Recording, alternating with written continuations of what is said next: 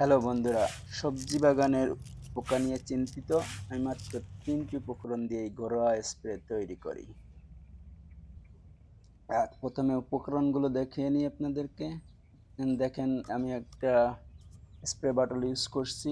আপনি যে কোনো স্প্রে এর সাথে আছে আপনার লিকুইড ডিশ সোপ, যে কোনো ব্র্যান্ডের dish soap, liquid dish soap আপনি ইউজ করতে পারেন। এখানে ২ থেকে ৩ ফোঁটা লিকুইড ডিশ সোপ দিবেন। এই জল আগে থেকে নিয়েছি এই বোতলে। জলে এর সাথে আছে এসেন্টাল অয়েল। এখানে আমি ইউক্যালিপটাস ফ্লেভার নিছি, আপনি পেপারমিন্ট বা যে কোনো এবং এটা খুব ন্যাচারাল আর ন্যাচারাল পেস্টিসাইড ফর গার্ডেন। দেখেন এখানে এটা ইউজ করে আছে একটা ড্রপলার। এই ড্রপলার দিয়ে ওর থেকে নিয়ে আমি ওর ভিতরে দিয়ে দেবো। লিকুইড ডিশ সোপ অলরেডি দিয়ে দিয়েছি। ড্রপলার দিয়ে আমি এখন এসেন্টাল অয়েল নিব। এসেন্টাল অয়েলটা এখন ড্রপলার দিয়ে আমি ওই স্প্রে ওর মধ্যে দিয়ে দিব। অল্প সামান্য একটু কয়েক ফোঁটা এসেন্টাল অয়েল দিলে হয়ে যায়।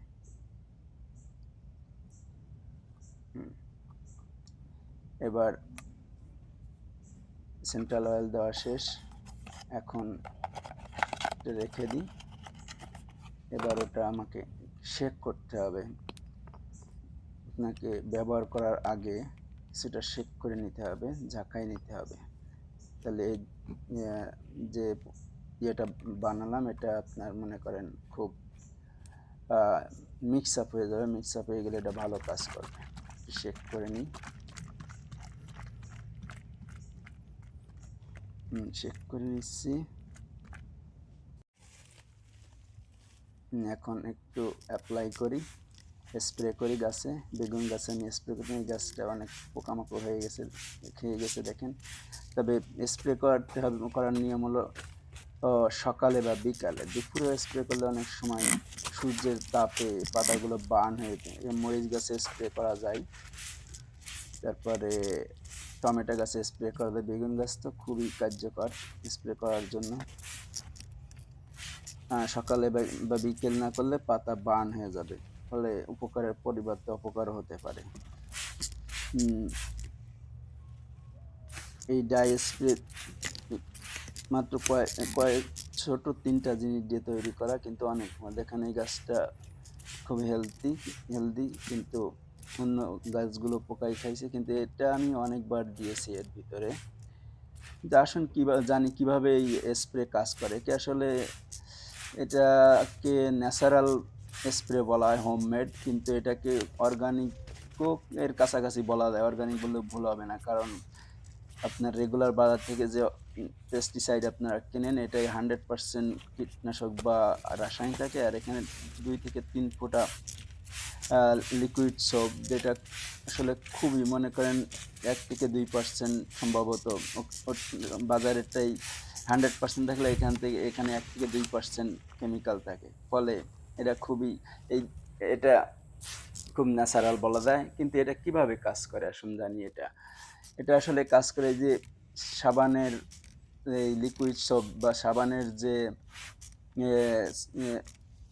এটা খুবই পিচ্ছিল একটা জিনিস। এটা পাতার গায়ে এই মিক্স আপের সাথে মিশে পাতার গায়ে লেগে থাকে। লেগে থাকলে পোকায় যে ডিম পাড়ে বা বাচ্চা পাড়ে এগুলো মারা দেয়। এবং এই লিকুইড এবং এটা লিকুইডটা খুবই পিচ্ছিল হওয়ার কারণে পোকারা এই পাতায় বসতে পারে না এবং ডিমগুলো মারা দেয় ডিম পাড়লে বা বাচ্চা পাড়লে।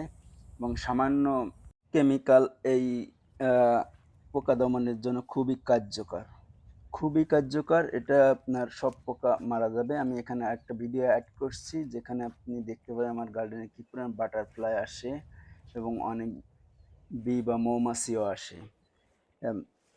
এখানে দেখেন বাটারফ্লাই আসছে। বাটারফ্লাই আসলে পরাগায়নের সহায়তা করে। বাটারফ্লাই এবং মৌমাছি প্রচুর প্রচুর পরিমাণ বাটারফ্লাই মৌমাছি আসে। আমার কোনো এই লিকুইড দিলে সামান্য কেমিক্যাল হওয়াতে বাটারফ্লাই বা মৌমাছি আসা বন্ধ হয় না। আমি কোনো গাছ বা সবজিতে আমার কোনো হ্যান্ড পরাগায়ন করা লাগে না। আমার এটা আমি নিয়মিত ইউজ করি, কিন্তু স্টিল বাটারফ্লাই বা বি আমার গার্ডেনে আসে, আমি কোনো কিছুতেই আমি হ্যান্ড পরাগায়ন করাই না। আপনারা ইউজ করে দেখতে পারেন। এটা খরচও কম, মানে খরচ তো নাই বললে চলে। খুবই বিন্দুমাত্র খরচ এবং খুবই কার্যকর। আমি এটা অনেকদিন ধরে ইউজ করতেছি। দেখেন বাটারফ্লাই ফুল গাছও প্রচুর থাকে আমার, এবং এটা খুবই কার্যকর। আর আপনাদের যদি ভালো লাগে চ্যানেলটি সাবস্ক্রাইব করবেন। এটা আমি আসলে হবি গার্ডেন আমার এটা। আমি এখানে কমার্শিয়াল কিছু করি না। কিন্তু আমি অনেক গার্ডেন ট্রিক্স ইউজ করি নিজে থেকে, এবং এটা হয়তো আপনাদের ভালো লাগবে। আপনার কার্যকর হবে। আপনারা যদি হোম গার্ডেন করেন তাহলে এ নিয়মিত ওয়াশ করতে পারেন এবং আমার ট্রিক্সগুলো ইউজ করতে পারেন। আর এটা আমার ভেজিটেবল গার্ডেনের পার্টলি দেখাচ্ছি। দেখেন কত পরিমাণ ফুল গাছও আমি লাগাই ভেজিটেবল গার্ডেনের সাথে, যাতে বাটারফ্লাই বা মৌমাছি আসে এবং এরা পরাগায়নের সহায়তা করে। আর এটা কাজ করে এই যে ডিশ সোপ দিয়ে যেটা বানালাম, এজন্য আমি এটা ইউজ করলেও এরা ঠিকই আসে এবং ভালোই সব দিক দিয়ে সবজিও ভালো থাকে, পোকা দমনও হয়। এদিকে কোনো হ্যান্ড পরাগন নিয়ে চিন্তা করা লাগে না। এখানে আমার ভেজিটেবলগুলো খুবই হেলদি। বেগুন গাছ, ঢেঁড়স গাছ, এদিকে কুমড়া দেখতে পাচ্ছেন একটা। তা আপনাদের যদি এই আপনারা পরীক্ষা করে দেখতে পারেন কেমন লাগে, এটা আপনার বাগানের জন্য কার্যকর হয় কিনা।